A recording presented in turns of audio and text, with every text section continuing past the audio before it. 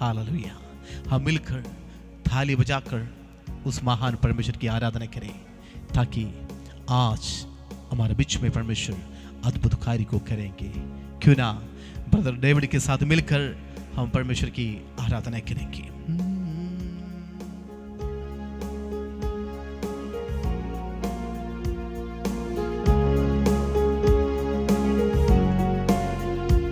Yes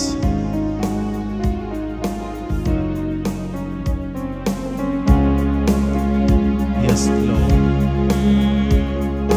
आराधना में है छुटकारा, मिलकर कहे आराधना में है चंगाई, आराधना में है छुटकारा, आराधना में है चंगाई।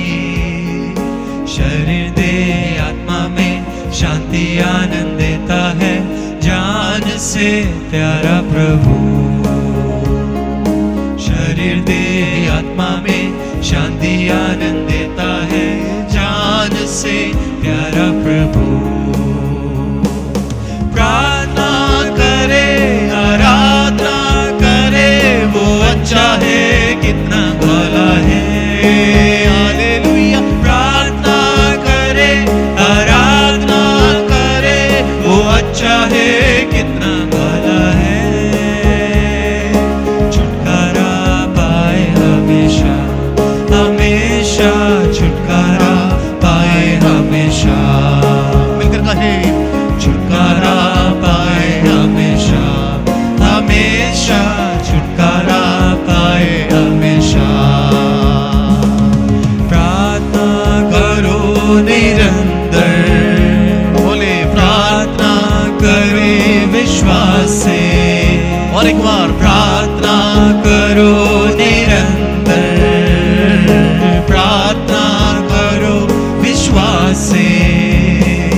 धर्मी जन की प्रार्थना विश्वास की प्रार्थना खोलती है सारे बंधन। धर्मी जन की प्रार्थना विश्वास की प्रार्थना खोलती है सारे बंधन। प्रार्थना करे आराधना करे, वो अच्छा है कितना भला है। हालेलुया। प्रार्थना करे आराधना करे, वो अच्छा है कितना भला है। छुटकारा पाए हमेशा हमेशा, छुटकारा पाए हमेशा, छुटकारा पाए हमेशा हमेशा, छुटकारा पाए विश्वास के साथ कहे इस शब्द को। छुटकारा पाए हमेशा हमेशा, छुटकारा पाए हमेशा, छुटकारा पाए हमेशा हमेशा, छुटकारा पाए हमेशा। 2025 में परमेश्वर एक छुटकारा को लेकर मेरे लिए और आपके लिए आज भी विराजमान है। सभी को प्रभु यीशु मसीह के नाम से सुबह के समय जय मसीह की। सो आदर और महिमा प्राथमिकता हम अपने परमेश्वर को देते हैं, जिस परमेश्वर ने आज का बहुमूल्य अवसर हमें दिया है। तो कृपया करके आज के सुबह के मनन के लिए हम प्रभु के वचन पवित्र बाइबल शास्त्र से लूका उसका 2 अध्याय और उसका 52 वचन जो है, हम उस वचन से हम अध्ययन करेंगे। तो कृपया करके सभी अपना अपना ध्यान परमेश्वर के वचन की ओर लगाएंगे। आज मैं आशा करता हूँ कि परमेश्वर ने इस वचन के द्वारा मुझसे बातचीत किया है, ताकि हम इस वचन से आशीष हो सके। तो कृपया करके उस वचनों को आपके बीच में मेरे प्रियो मैं आपके लिए पढ़ना चाहता हूँ। जिस प्रकार प्रभु के दास लूका जो है, हमें मालूम है वो इतिहास को लिखने वाला एक इतिहासकार व्यक्ति है, और जो इतिहास को यहूदी रीति रिवाज के अनुसार जो यहूदियों के इतिहास को अच्छे से जानता है और एक साथ साथ में वो डॉक्टर भी है और उसने बहुत व्यवस्था पूर्ण रीति से प्रभु के वचनों को, लूका की किताब को जब हम पढ़ते हैं तो हमें मालूम है कि वो किसके लिए लिखता है। तो मैं प्रभु का वचन आपके बीच में पढ़ने के लिए जा रहा हूँ, जिस प्रकार लूका 2 अध्याय और उसका 52 वचन 52 में इस प्रकार से लिखा है, मेरे प्रियो, और यीशु बुद्धि और डील डोल में और परमेश्वर और मनुष्यों के अनुग्रह में बढ़ता गया। मेरे प्रियो, मेरे अजीजों, आपको ये जानकर बहुत हैरानी होगी कि प्रभु के जो उत्तम वचनों से प्रभु का दास जो है, लूका इतिहासकार जो है, वो बहुत स्पष्ट रीति से परमेश्वर के वचनों को प्रकट करता है। और क्योंकि वो जानता था इस बात को कि यहूदी रीति रिवाज के अनुसार जब एक बच्चा यहूदी रीति रिवाज के अनुसार जब 12 साल का होता था, उसका खतना के साथ साथ उसको पुराने नियम और नए नियम दोनों की किताबों के बारे में अच्छे से उसको सिखाया जाता था, उसको शिक्षा दी जाती थी। क्योंकि जब तक वो इन पुराने नियम और नए नियम के बारे में सीख नहीं जाता था, क्योंकि एक यहूदी रीति रिवाज के बीच में ये प्रथा चलती ही आ रही थी, क्योंकि उस समय परमेश्वर के वचनों की ओर ध्यान देना, परमेश्वर के वचनों से सीखना, ये बहुत ज़्यादा मायने रखता था यहूदियों के लिए। तो आज भी ये बात प्रचलित है मेरे अजीज़ों, क्योंकि प्रभु का दास जो लूका है वो सचमुच में इस बात को जानता है।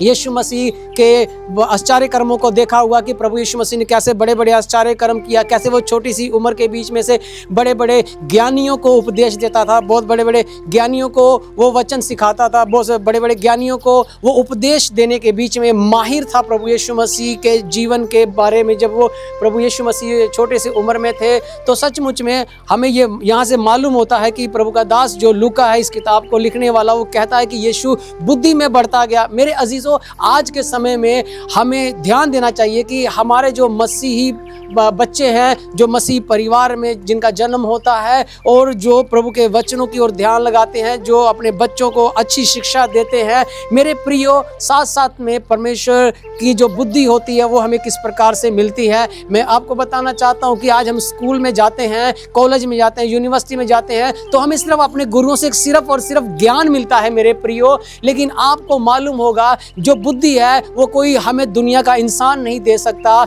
लेकिन प्रभु का वचन कहता है मेरे अजीजों कि यीशु बुद्धि में बढ़ता गया। मेरे प्रियो, हमारे बच्चों के भविष्य के लिए आज बुद्धि बहुत ज़्यादा ज़रूरी है, क्योंकि बुद्धि हमें परमेश्वर से मिलेगी। जब हम प्रार्थना में जाते हैं, आराधना में जाते हैं, तो परमेश्वर के वचनों से हमें सीखने को मिलता है कि परमेश्वर का वचन हमें बुद्धि के लिए क्या कहता है। हम बहुत सारे उदाहरण को हम नीति वचन में से भी बुद्धि के बारे में देख सकते हैं। प्रभु के दास सुलेमान ने जब प्रार्थना किया, परमेश्वर से उसने सोना नहीं मांगा मेरे प्रियो, चांदी नहीं मांगा और दौलत नहीं मांगी, लेकिन ऐसा वरदान मांगा है कि परमेश्वर ने बुद्धि से भर दिया। हमें चाहिए कि हमारे जो परिवार के बच्चे हैं, हमारे जो मसीह लोगों के बच्चे हैं, हमारे जो प्रभु के लोग जो हैं, जो रुचि रखते हैं और आराधना में रुचि रखते हैं, आत्मिक बातों में वो चलने के लिए वो उत्साहित होते हैं, अपने बच्चों को भी मैं चाहता हूं कि आप उनके माता पिता होने के नाते बुद्धि में बढ़ाएं,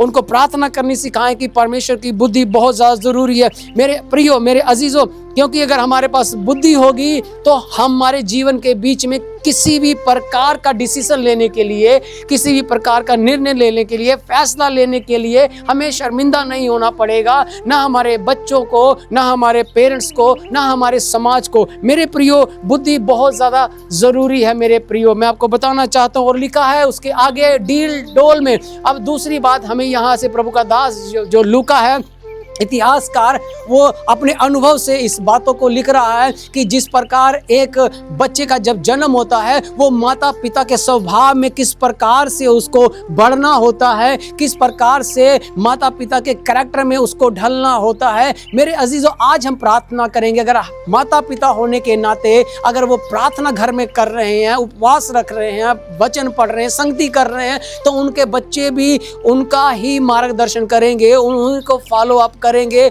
और उन्हीं के उदाहरण के अनुसार क्या है वो चल सकेंगे। क्योंकि एक बच्चा जो होता है अपने माँ बाप के स्वभाव में क्या है उसको बढ़ना होता है। मेरे प्रियो, अगर आज हमारी जो मसीही पीढ़ी के जो बच्चे हैं, अगर आज वो माता पिता को देख कर क्या है और अपने जीवन से आशीष हो सकते हैं, क्योंकि प्रभु का वचन कहता है कि प्रभु यीशु मसीह डील डोल में बढ़ता गया, यानी कि परमेश्वर के स्वभाव में बढ़ता गया। प्रभु यीशु मसीह सारी रात बैठकर पिता से वो प्रार्थना करते थे, आराधना करते थे मेरे प्रियो।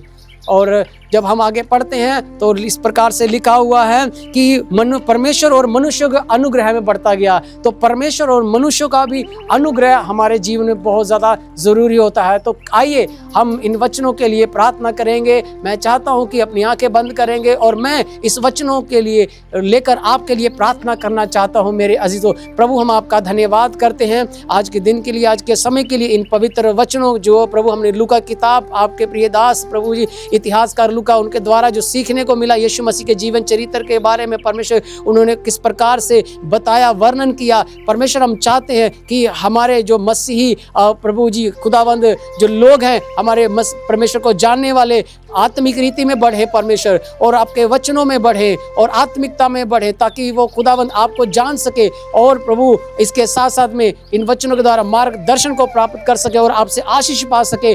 प्रभु हमारी प्रार्थना है कि बहुत सारे लोग इस वचन से आशीष पाए, बहुत सारे लोग इस वचन को परमेश्वर अपने जीवन में प्रभु लागू करें और अपने बच्चों को, अपने प्रभु खुदावंद पीढ़ियों में इस वचनों को परमेश्वर प्रभु जी लागू करें और दूसरों के लिए भी मार्गदर्शन बन सके। ये हमारी प्रार्थना है। इस प्रार्थना को आपने सुना और ग्रहण किया, खुदावंद यीशु मसीह के वसीले से मांगते हैं, आमीन। सो हम आपका धन्यवाद करते हैं, आपने इन वचनों से आशीष पाई हुई, और कृपया करके इन वचनों को, प्रभु के वचनों को आप दूसरे लोगों तक पहुंचाएं, क्योंकि परमेश्वर ने हमें आशीष होने के लिए बुलाया है और परमेश्वर का वचन भी यही कहता है कि तुम दूसरों के लिए आशीष का कारण बनो। प्रभु का वचन जो हमने आज जो है सीखा है, उसके द्वारा मैं चाहता हूं कि आप सभी इस परमेश्वर के पवित्र वचनों को दूसरे तक भी पहुंचाएं, ताकि दूसरे लोग भी परमेश्वर के वचन से आशीष पाएं। सो आपका बहुत बहुत धन्यवाद।